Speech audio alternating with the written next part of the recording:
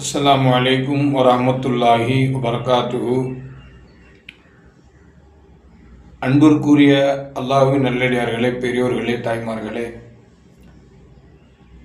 அல்லாஹ்வினுடைய மிக பெரும் பேரருளால் ரஜபுடைய மாதத்தை நாம் அடைந்து விட்டோம். பெருமானார் ஸல்லல்லாஹு அலைஹி வஸல்லம் அவர்கள் ரமலானுடைய மாதத்திற்காக வேண்டி முன்கூட்டியே தன்னை தயார் செய்து கொள்வார்கள்.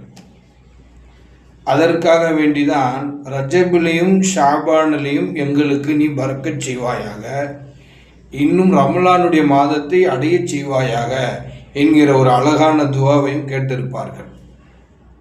ஹதீஸ் ரீதியாக அந்த துவாவும் பதிவு செய்யப்பட்டிருக்கு. நாமும் என்ன செய்ய வேண்டும்? அந்த துவாவை ஒவ்வொரு ஃபர்லு தொழுகைக்கு பிறகும் ஓத வேண்டும்.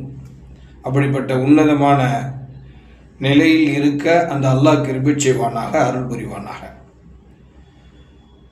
ஏனென்று சொன்னால் ரமலான் அது அமல்களால் அலங்கரிக்கப்பட்ட மாதம். ரமலானுடைய மாதத்தில் தான் நோன்பு கடமையாகுது. ரமலானுடைய மாதத்தில் தான் நம்ம என்ன செய்வோம்? குர்ஆன் ஷரீஃபை அதிகமாக ஓதுவோம். அப்புறம் சதக்கா, ஜக்காத்து போன்ற நம் மீது கடமையாக இருக்கக்கூடிய விஷயத்தை நாம் அதில் முழுமையான ஒரு அக்கறையோடு செயல்படக்கூடிய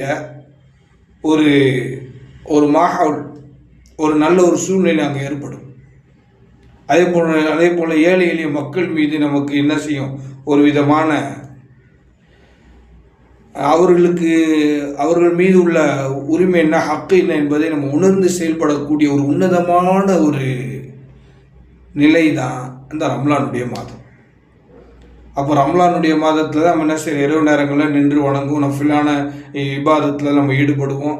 இது போன்ற விஷயங்கள்லாம் ரம்லான் இருக்குது. அப்போ முன்கூட்டியே தயாரிப்பு என்கிற ஒரு விஷயந்தான் இந்த ரஜபு ஷாபான்.